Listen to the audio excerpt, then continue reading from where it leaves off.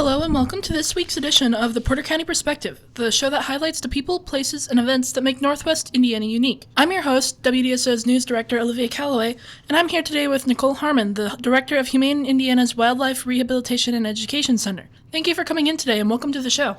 Yeah, thank you so much for having me. So, first off, would you mind telling us a bit about yourself and what led you to work in wildlife rehabilitation? Yeah, sure. So I am a Northwest Indiana native. I'm actually from Portage and spent about 10 years working as a zookeeper in the area. I was able to go to kind of college locally and always was really interested in wildlife. But after spending 10 years as a zookeeper, started really turning my focus to native species that we have here in our own community, and then working to educate the public about what we have here. And so that actually led me to wildlife rehabilitation. But it's while I was a zookeeper, the former director of the Rehabilitation Center actually brought in an alligator to the zoo that I was at, and that's kind of how I got introduced to Humane Indiana Wildlife. So kind of jumped ship from the zoo and came over here and really never looked back. All right, I see. So before we get too in-depth with the Wildlife Rehabilitation Branch, could you give us an overview of Humane Indiana and what its goal is? Yeah, so Humane Indiana itself has been around for over 80 years now. The organization used to go by Humane Society of Calumet area, and it used to be just for domestic pet adoptions, cats, dogs.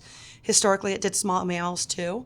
But then in 2014, they were approached by some community members from in the Porter County area about adopting this wildlife center as well.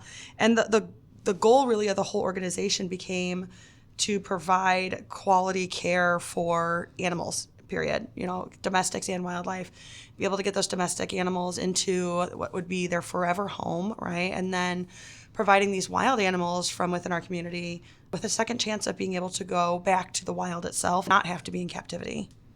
So where is the Wildlife Rehabilitation Center located and when is it open? So conveniently, the Rehab Center is only about 15 minutes south of here. Mm-hmm. So if we take 49 and we head south, just getting into Valparaiso, we're kind of in the northeast corner, tucked away in a residential area.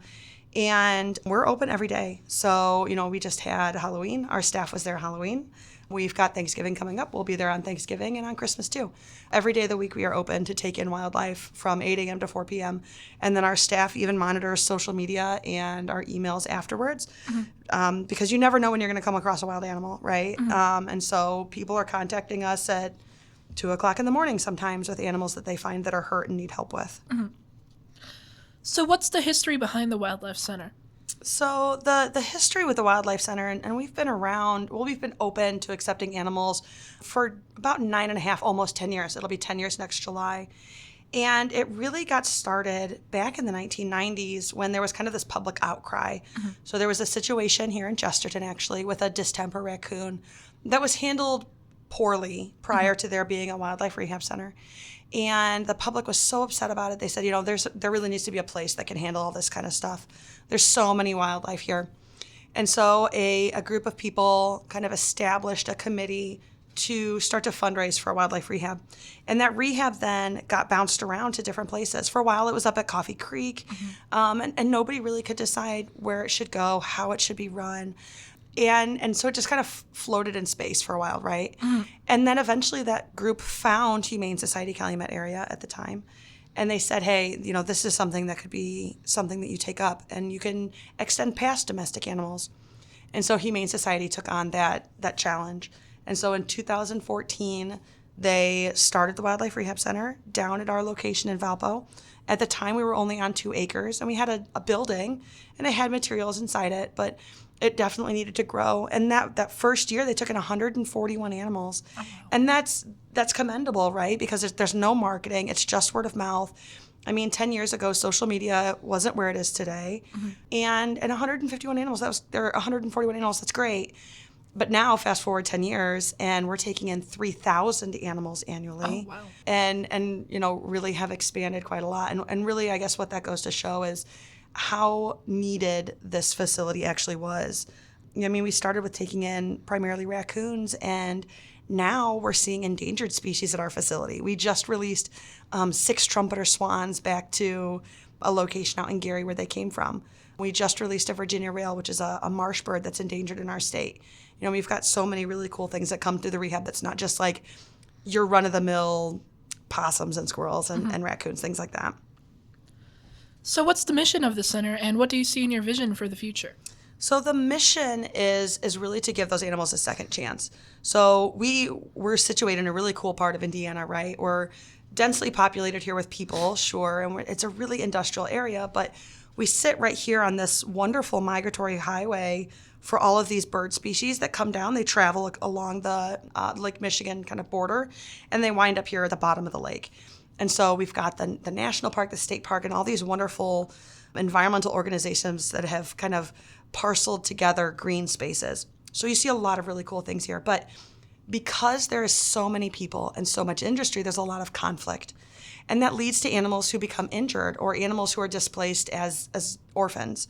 And so we see animals who have been hit by cars, who have been hit by trains, who have been electrocuted.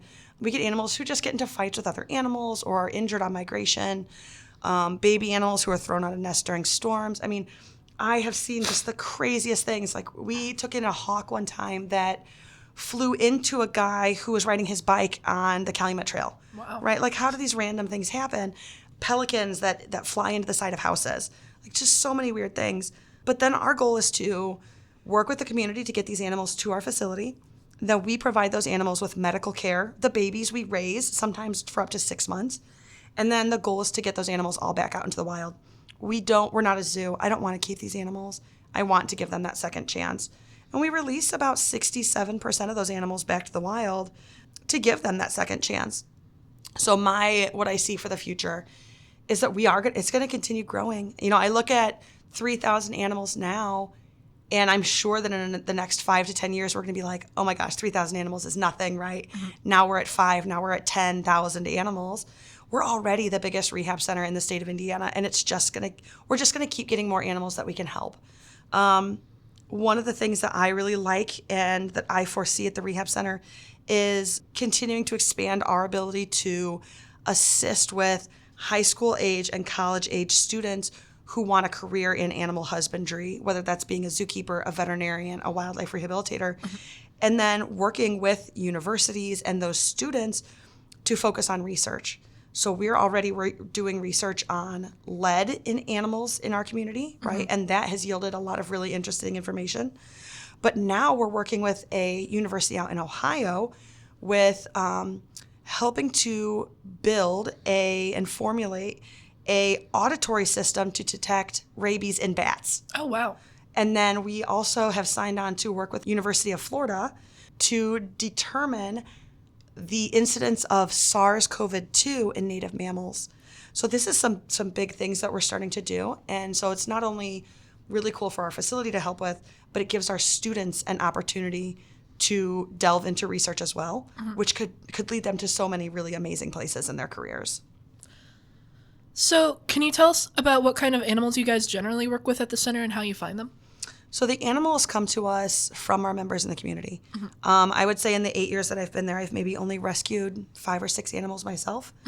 Everybody else is coming to us from people that find them. You could be on your way home from school today and find a hawk that somebody hit and it's in the road, or a possum. And hopefully you are moved, or somebody who else is driving is moved to assist that animal.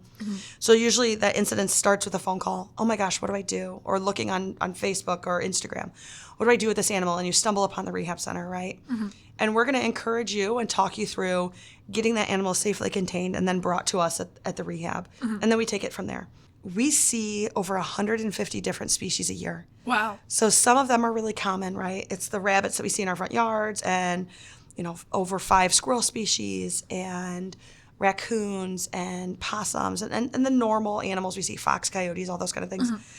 But then we get to see, especially this time of year, animals that are migrating in.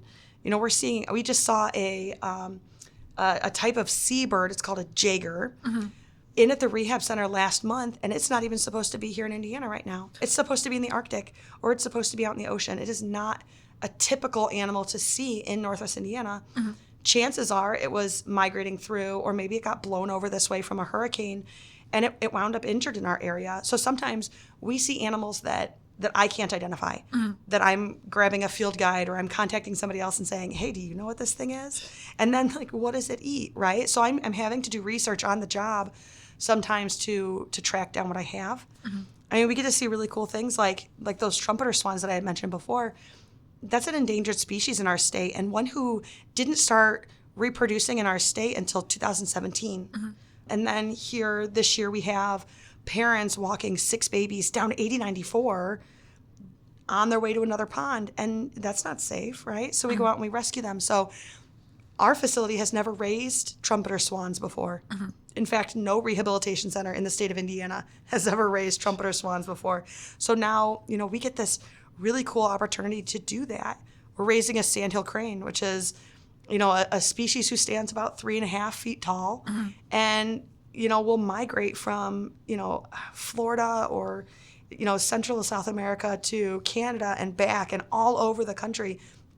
We got the opportunity to raise a baby this year who was kidnapped from its parents by a dog. Dog just snatched the baby away, and, and here we get to raise it again. First rehab center in the state to be able to do that. We see pelicans, we see peregrine falcons, we get to see bald eagles sometimes. Last year we got to see a least weasel, it's a weasel who's only about 8 inches long, but is considered the smallest carnivore in the country and one of the most deadliest carnivores in the country. I mean, it's this tiny little savage animal who's just got energy, running a mile a minute. And it's just so cool, all the different things that we get to see, sometimes that people don't even realize we have in our area. So I know one of the key goals of the Wildlife Rehab Center is to educate, and you have permanent residents that serve as ambassadors. So can you tell us a little bit about that program? Yeah. So when I came onto the organization in 2016, we were able to identify that while wildlife rehab is the largest component of what we do, one of the pillars really that the organization has to stand on is the idea of education.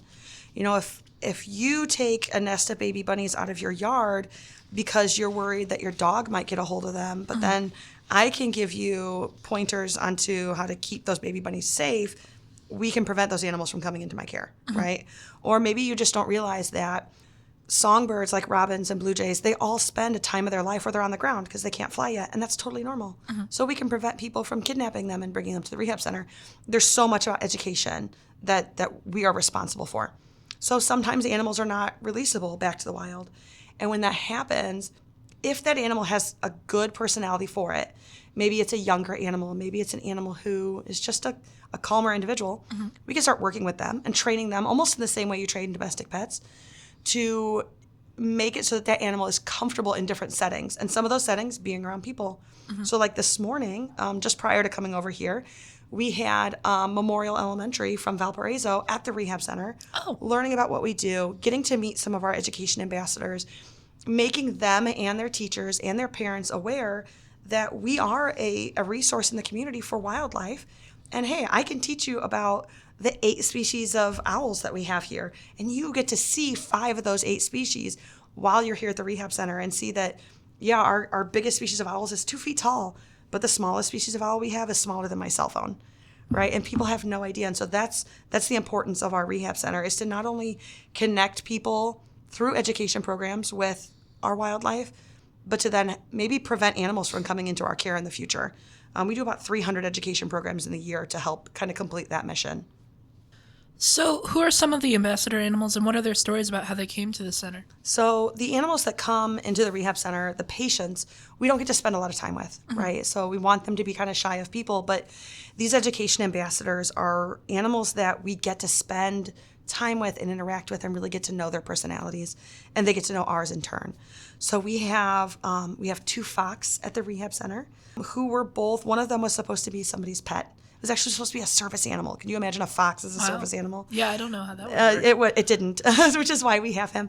Another fox was kidnapped from the wild when he was a baby. So he doesn't know how to be a fox. He doesn't behave right. We have a snowy owl who had migrated down from the Arctic and then was hit by a car in Whiting. He can't fly back due to a wing injury, so Alfred now stays with us. He's about 7 years old at this point. He'll live to be about 20. We have a turkey vulture. His name is Ozzy. His is kind of a weird story. So during the pandemic is when he was a chick, And he started spending too much time at by a nursing home where people were kind of trapped in there because of the pandemic, right?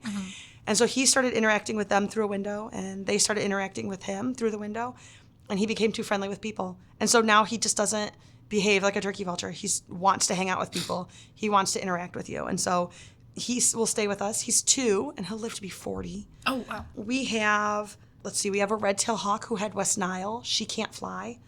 We have 2 eastern screech owls who were hit by cars, and they're both blind in one eye, so they can't be returned back to the wild. I have a peregrine falcon who basically needs glasses. She was from downtown South Bend. She was running into buildings, and it all had to do with the fact that her depth perception is off because she's nearsighted. So you're not going to survive in the wild. So we can work with them, and then we can take them out to the public to do these programs. Our newest education ambassador is a barn owl. He's only he's 40 days old now. And he's the only animal that we have really that is from a breeder that we sought out. And that's because barn owls are endangered in our state. And we make such a big impact each year doing education programs that we want to start telling the story about barn owls in Indiana. And so it's much more meaningful for me to show you a barn owl and make that connection that way for me to just tell you about it and show you a picture, right? So we've brought on these ambassadors to help kind of fill in those gaps and complete the circle when it comes to education. So can you tell us about how rehabilitating wild animals works and what sort of treatment you guys do to help them recover and return to their natural environment? So wildlife rehab is, there's so many moving parts in wildlife rehab because the animals that come to us, they can't tell us what's wrong. So sometimes we don't even know what happened to that animal that caused them to come into care. I understand it was found by the side of the road, but was it hit by a car? Because sometimes they're not. Sometimes it is a sick animal that has wandered out of the woods and just came up on a road. Or maybe it was an animal who was injured somewhere else and was dumped here. So we take an animal in, whatever it is. Then we have to do an exam. We have to figure out what exactly is going on with it. Sometimes we can figure out all of those things at once. Sometimes we can't. And that takes more diagnostic work, x-rays, blood work, things like that. And then once we figure out what's wrong with that animal, then we have to determine what medication is going to be most appropriate. Does it need surgery? Does it need to be raised because it's a baby animal? What all do I have to provide it? And then sometimes that animal stays with us for a couple of days. Maybe it's a songbird that flew into your window, right? And it's just kind of knocked senseless for a little while, but there's really nothing terribly wrong with it. But if it's left outside, it would probably get eaten by something or die of exposure. So we provide it with a safe haven for a couple of days. Once it's fine, we can let it go. So those are the easy ones. But then we have some animals who broken bones, major concussions. Maybe it was hit by a car on the toll road, right? And it was unconscious when it came to us. It just takes a really long time for that animal to be well again. We might have those animals for 6 months to a year, and we're trying to make them better. We're giving it time. We're giving it time for that medicine to work. We're giving their time for their bodies to heal, and then we're able to return them back to the wild. And part of that complexity is finding appropriate and safe places for those animals to go back to. Is it the right habitat? I'm not going to release a bunch of skunks in a neighborhood, right? I got to find a good place for them to go. I can't return coyotes to places where there's hunting for coyotes because their populations are too high, or even for deer. So we have to work with all these different things. Sometimes it really is that true rehabilitation idea where we are working on range of motion. We're building back up muscle. We're allowing those bones to heal so that those animals can kind of heal faster. Are there any special success stories about animals you've helped rehabilitate and return to their wild environment you'd like to share? So I think one of my favorite stories is we took in a bald eagle youngster last year. So he was only 100 days old. But what was so fun about this experience was that this animal, this bald eagle and his family really have their own YouTube channel. Oh. So it's a bald eagle nest out at Notre Dame. It is the ND Leaf Notre Dame nest. And it has a YouTube channel that's been active for, I want to say, 15 years now. And the people who watch this nest were just watching it like on a normal day. And this family last year had mom and dad and then 3 babies. They're called eaglets. And the eaglets were 2 older females and 1 younger male. He was a couple days younger than his sisters. And his sisters were bigger than him. They were pushier than him. And he had to fight his entire 100 days of existence for food. And so everybody kind of gravitated towards him. He was called ND17. He was the 17th baby to hatch out of that nest. And so ND-17 kind of already had this following because he was that sympathy case, right? Well, then he got pushed out of the nest by his siblings before he could fly, and he was on the ground. And everybody was so worried about him because once he was on the ground, they couldn't find him anymore. And so they sent out a search party. They found where he was, weren't sure if mom and dad were feeding him, and after almost a week, really started to worry that he wasn't being taken care of. So they called the rehab center, and they just wanted a second opinion. And I said, you know what, it's not going to hurt for us to go out there. Let's do an exam in the field, make sure he's okay. If he's okay, fine, we'll leave him there. If not, I could take him back with me and we'll get him care.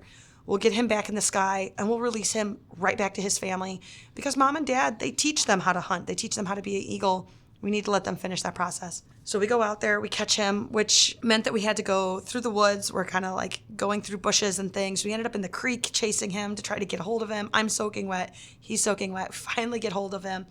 And he's really skinny. Like he's not doing well. So we bring him back to the rehab center. And once we brought him back to the rehab center and made it public that we had him, which people were already aware because of the YouTube channel, but we started getting phone calls about his condition from all across the globe. I talked to somebody from South Africa about him because they had been watching him on this YouTube channel. I talked to somebody from Wales. I talked to somebody from New Zealand. I was getting calls from Missouri and California and New York. Like this bird was like YouTube famous in his own way. And people from all over the place were worried about him. And so it was really cool to allow people from all across the world to become invested now in his care at our facility and get to see that success story and then participate in his release when we were able to send him back to the wild 3 weeks later. So it was a really, really cool situation to be involved in. So can you tell us a little bit about what happens at the Wildlife Center on a standard day?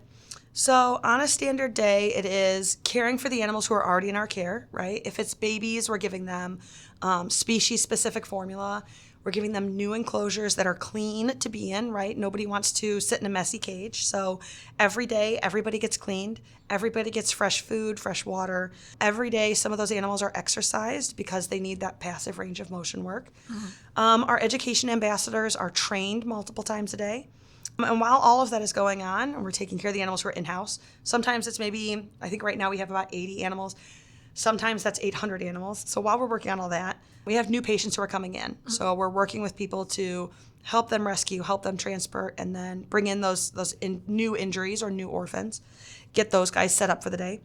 While that's happening, maybe we have education programs going on. So field trips coming in or our staff going out to different places. While that's going on, the phone is ringing off the hook with concerns from the general public, new animals who are being injured, all kinds of stuff. So there's a lot that goes on in a normal day at the rehab center. But really what it comes down to is general husbandry for everybody who's already there, intaking new patients and figuring out what's going on, and then that work in education. All of that occurs every single day, whether it's a weekday, weekend, or even a holiday. So I understand there's a sponsorship program for the ambassador animals. Can you explain how that works and how somebody who might be interested in supporting the animals go about it? So our sponsorship program is a way that our community can help us care for those animals that we have made the commitment to take in and care for the rest of their lives. So a sponsorship generally means that there's some sort of a monetary donation to help cover the cost of that animal's care for at least a year. And so that amount varies per animal. So like a sponsorship for our turtles is not going to cost the same amount as a sponsorship for like our snowy owl, right? And so that does vary. And what that sponsorship then means for the person who does sponsor it is that they get to have an interaction with that animal. They are named as a sponsor for that animal for the year. And then right now we're working on building that program so that you have more kind of things that show you're a sponsor, right? So you get a certificate, maybe you'll get a plush that shows that species. You'll get interactions with our staff on a quarterly basis, so 4 times a year. That's just what that animal has been up to, what we're doing to take care of them, where it's gone and visited recently. So you get kind of more in-depth information than other people have who wouldn't, or other people wouldn't otherwise get.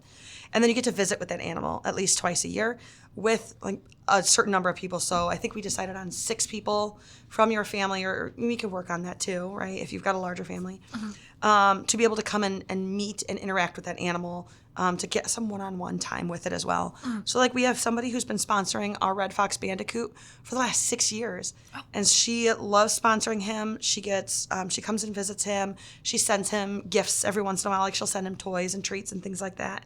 And it's just a way to connect with that species, connect with that individual animal and get to know them a little bit more, but then help out the rehab center in a way as well. So what sort of programs do you offer for schools and kids, and what do they learn? So when we do programs, we could do them a number of different ways. So if we go to visit the school, we'll work with that teacher to decide what kind of program are we going to do. So if we're teaching about, let's say it is migration, right? I'm going to bring animals to that school who play a role in migration in some way. Maybe it's our snowy owl, who that species migrates every year from the Arctic down into Canada and into the United States, and then migrates back. And so we're going to talk about the dangers of migration, where they migrate to, how they adapt to migrate, and the reasons they're migrating. Who migrates? Is it everybody from that species, or is it just some of them? All of those different nuances that come with migration. But then maybe I'm going to bring a different type of animal that would be considered a short distance migrator. So like our peregrine falcons, maybe instead of migrating completely across the country, they're just migrating to southern Indiana, or maybe they're migrating just a couple counties south. And we're going to talk about why that happens and what that entails. And then maybe I'll bring in species that doesn't migrate at all, like our great horned owls. And we'll talk about why some species migrate and why some don't. And if they don't migrate, how do they survive our winters? And what food resources do they have here, and how does that change? So I like to really work with our teachers to supplement their curriculum, and help them with their job to bridge gaps that they see. Make it a little bit more personable by letting you see these animals that you're just learning about in books, right? Or I can have, like this morning, we have field trips come to the rehab center. And when field trips come to the rehab center itself, they get to see all of our ambassadors. It's a little bit more of a broad program. And so you're learning the history of those ambassadors, why they're there, a little bit of natural history information about those species. And then the students get to actually come into the rehab center itself, because this time of year we really don't have a lot of patients. So we kind of tuck all those patients away, and people can see, what does the inside of the rehab center look like? Where are we doing our exams? What does the kitchen look like? What animals live here? What do we have coming, kind of moving through? You get to meet all of the staff. Those are kind of what the field trips look like. But then we do programs for scout troops, homeschools. We're working on like a after school club, like a wildlife club. We have a teen program now that is really a careers pathway program. Oh. And so those teens who are interested are doing more in-depth things, right? So you're learning how to do enrichment and what that means. You're doing diets. You're learning about what it takes to do animal husbandry and animal handling. And those teens, generally those who are in high school, then become our interns who are in college. And most of our interns then, or not most of, but some of our interns then end up becoming employees for us as well. So it all starts with these school programs and these different activities that we have at our facility to lead you into an internship program, which could then lead to a career. So do you guys offer programs or tours that are open to the public? Yeah, so, not only is it these community groups and schools that we're working with, but I want just the general public to be able to come and learn as well. So we have a series of tours that can be scheduled with the staff, and we schedule those in the same way that we schedule school programs. You can come on the weekends, and a staff member can take you around for just a small donation, and we can tell you the stories of our ambassadors. Or through a different type of program, you can actually have an ambassador come out and meet you, kind of an animal interaction. And those are for a designated amount of time. So it's like 45 minutes and a half an hour. And again, that works to not only do education, but to help offset costs for the rehab center as well. And then we actually have our ambassadors outside every day of the year, so that if you don't want the staff participating and you just want to walk around and look at the animals, you can come and do that too. And we encourage people to do that during business hours. That way, if they do have questions or anything like that, the staff is there to kind of assist. I see. So what do you hope people come away with after visiting the Wildlife Rehabilitation Center and seeing what you guys do? My hope is that when people see our wildlife in captivity, they're encouraged to then go seek out places where they can see those wild animals in natural green spaces, right? So I don't want people looking at us like a zoo. I want people to be so inspired by the species they see. They say, oh man, we have great horned owls here. I wonder if I have some by my house. Now I'm going to listen for them in the evening.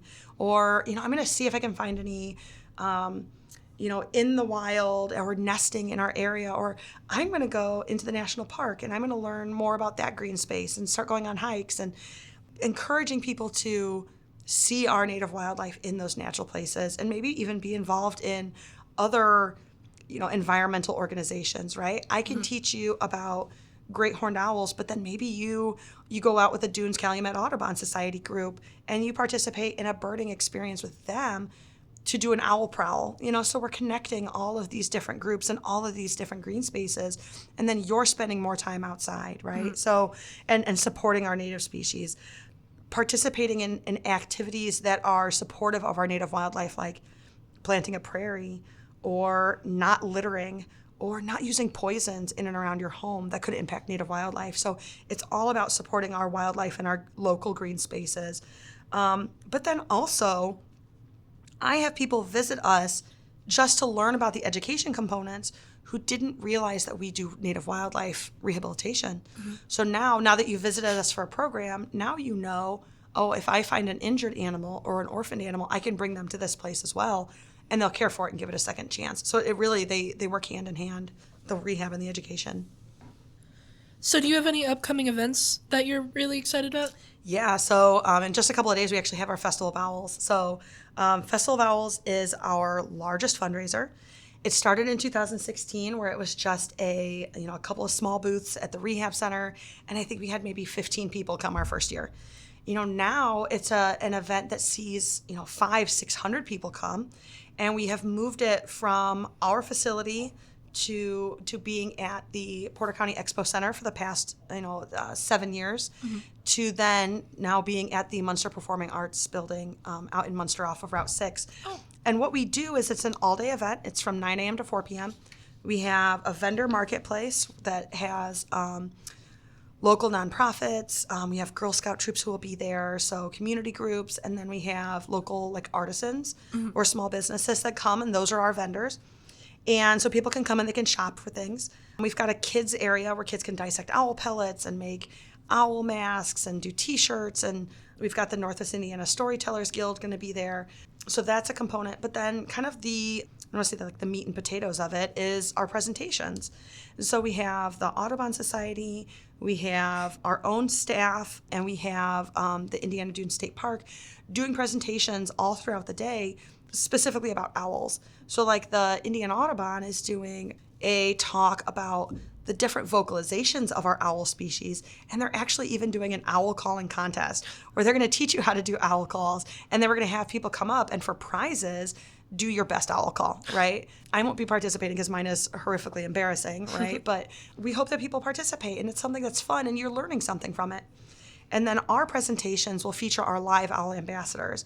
And so we've got, I believe it's 7 or 8 ambassador animals who will be with us that day, where people can see and learn about our snowy owl, our great horned owl, our screech owls.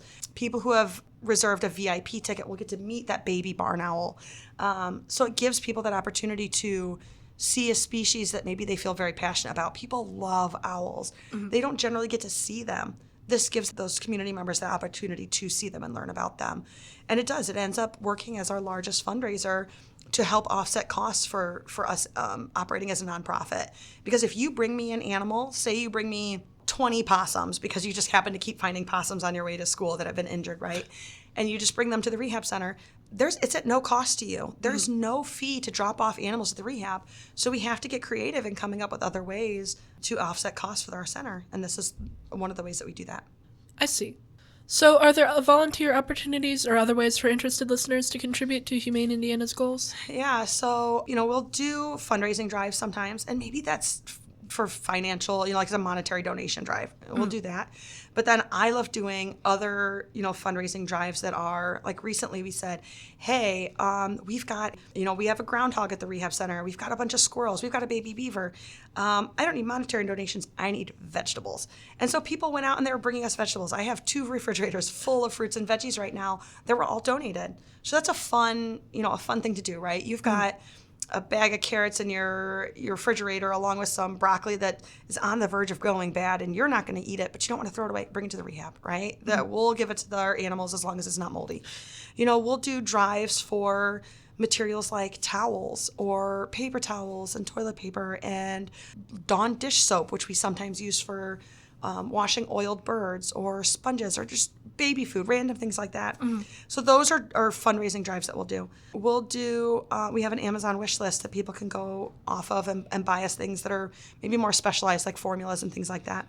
But then we do have that volunteering aspect of it that is so important, because our interns work as volunteers. As a nonprofit, we only have a very limited number of staff members. But then our volunteers will help. We have one who helps pick up produce every week.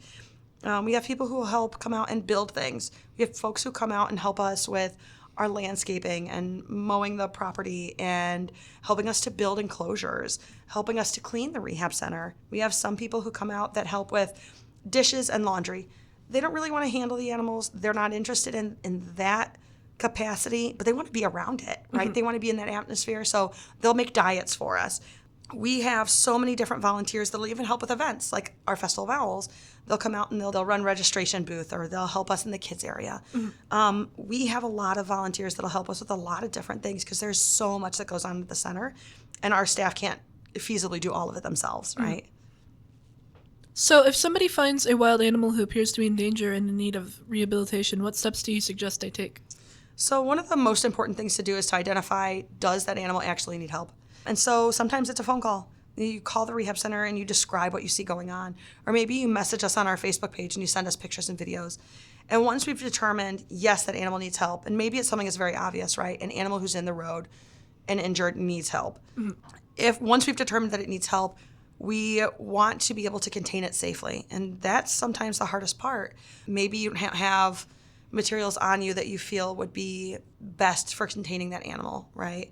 So you're going to call the rehab center, and I'm going to walk you through how to do that.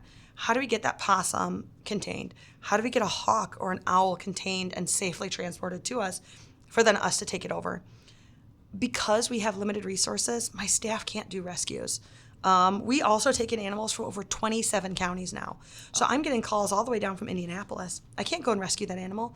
That would take up my entire day, right? So even like a trip up here to Chesterton would take up sometimes 45 minutes to an hour. And in the meantime, I've got baby birds who are being fed every 15 minutes, baby squirrels who need fed, right? So I need to encourage and walk you or a community member through how to safely do that. So once we've encouraged and made it through that process and gotten that animal to us, people will bring it to the rehab center, and all I need to know is the contact information for the person who's brought it, and then where was that animal found? Because if it's an adult animal or if it's a turtle, they must be returned back to where they were rescued from. That's their territory. That's home. I need to return them back to home. If it's a baby animal, at the very least, I need to know what county they were from, ideally what city. That way that we can return them back to that safe space, if it's a safe space, or we can determine whether another safe space is. But those rescues are what's really important. I mean, we've had people who are out, they're hiking on a trail and they're 3 miles away from their car, and they're calling and saying, hey, what do I do with this thing? And then we'll talk them through that rescue and then bring them to us. The hardest part is when we're closed. If we're closed in the evening or it's really early morning, I just ask people to get that animal contained and then put it in a safe space. Sometimes it's your garage. Sometimes it's in a room of your house that you can close that door. Just get it contained and then bring it to us when we open that next day. All right. Is there anything else that your center offers that you believe is important but not the forefront of your operation? I think it's really important that we can offer as a resource these urban conflict issues, right? So maybe it's a raccoon that you've discovered has broken into your attic. You want it out of there, but you don't want to call a nuisance removal company because that costs you money and you're worried that they might euthanize that animal and you don't want that to happen. I can help you with that. I don't even have to come out to your property, but I'm going to give you those tips and those tricks that are going to discourage that animal from being in that place, right? So same thing works with an animal who's under your shed, or same thing works with that animal, if you've got pets or something pesky keeps digging into your garden and you don't know what it is, but you think it's those squirrels who are eating your pepper plants. How do I make them stop doing that? So we can provide education and tips and kind of these tricks for just these conflict issues. And so we really end up being like these resolution situations where now that animal doesn't have to come to me. You don't have to spend money with a nuisance company, or really we want you to not really spend a lot of money at all. Sometimes these conflicts are just light and sound. You got a really good flashlight you can stick up there, or a radio you can stick in your attic or under your shed. Mm-hmm. Great, that's all it'll take. You don't have to have somebody come out and charge you $400 to do it. Mm-hmm. So that's another aspect of what we do that ends up being really important. And then that internship program, I feel like, is so vastly important because wildlife rehab really is an up-and-coming career. And most people don't know about it. When I started working in animal welfare, I didn't know that it was a career option. I thought if I was going to work with animals, it was domestic animals in a shelter situation or at a rescue or a zookeeper. Mm-hmm. I had no idea until I was 10 years into my career that wildlife rehab was something that I could not only be paid to do, but was an option at all. And it's important. And providing an internship allows students to figure out what they want to do in a career, get some research under, on their resume, find out where they want to go. And that ends up being vastly important. I mean, I remember doing internships when I was in college, and that helped to get me where I am today. And those people that I worked under, they are resources that I still keep in contact with that help me with my career goals. And so I try to be that for others now. So is there anything else that we haven't touched on that you want our listeners to know about the Wildlife Rehabilitation Center? I think it's really fun that the Wildlife Rehab Center is able to be so engaging in the community and be such a resource.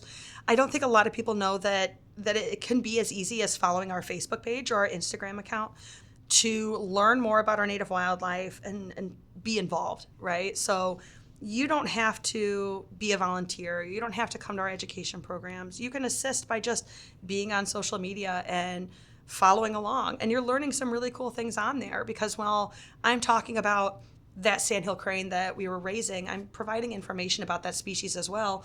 And maybe it's where you could go out and see that. Like, yes, you see sandhill cranes around here flying. We're going to start seeing them flying through, migrating through the area. But did you know that just an hour south of here, we have a migration stopping point that has 30,000 sandhill cranes come to our area, and that's something you can go see. Mm-hmm. So if somebody's even moderately interested in wildlife or animals at all, that social media platform is a really great opportunity to see what we have and to be a part of Humane Indiana. And it allows you to feel almost a sense of ownership for this wonderful resource that we have, right? People know our ambassadors sometimes just through social media. They say, oh my gosh, I saw this really cute video of Ozzy playing in a pool.